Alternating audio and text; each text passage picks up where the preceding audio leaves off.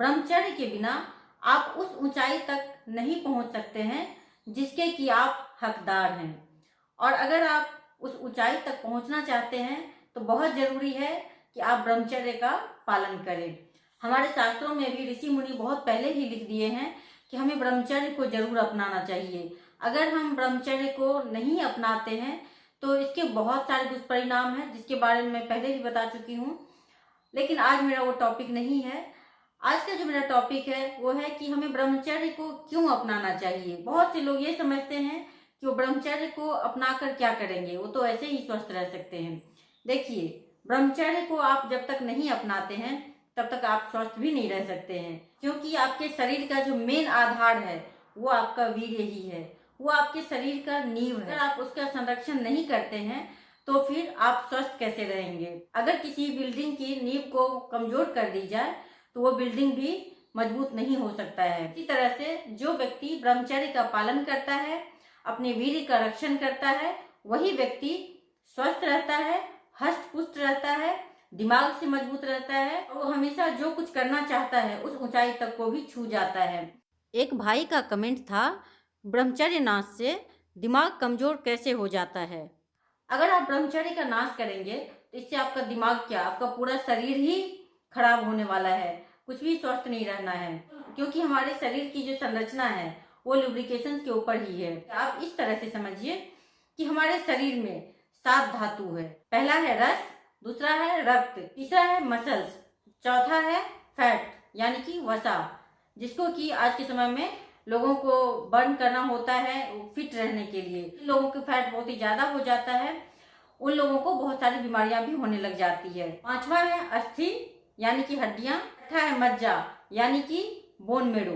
अब देखिए, ये एक दूसरे से सब जुड़े हुए हैं। हमारे हड्डियों के अंदर होता है मज्जा, और उस मज्जा को यानी कि उस बोन मेरो को जो बनाने वाला है वो है वीर्य।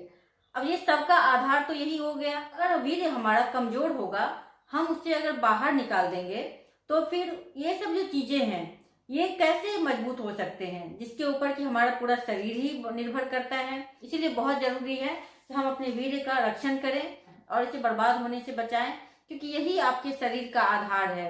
अगर आप वीर्य की शक्तियों को नाभि से ऊपर लेकर जाते हैं तो इससे आप ध्यान, साधना, योग इसमें बहुत आगे बढ़ जाते हैं, आप बहुत ऊंचाइयों तक जा सकते हैं। लेकिन अगर आप उसे काम वासना के वशीभूत होकर नीचे बहा देते हैं तो फिर तो वो व्यर्थ हो जाता है। इसके साथ साथ आप खाली भी हो जाते हैं, आपका शरीर बहुत ही कमजोर होने लग जाता है, खोखला हो जाता है। आपके शरीर में बचता ही क्या है फिर, क्योंकि आपने तो मेन जो आधार है शरीर का उसे ही बर्बाद कर दिया है। इसीलिए ब्रह्मचर्य का नाश नहीं करना चाहिए। आज के समय में लोगों की जानकारी नहीं है, जिसके कारण लोग इतने बर्बाद हो रहे हैं।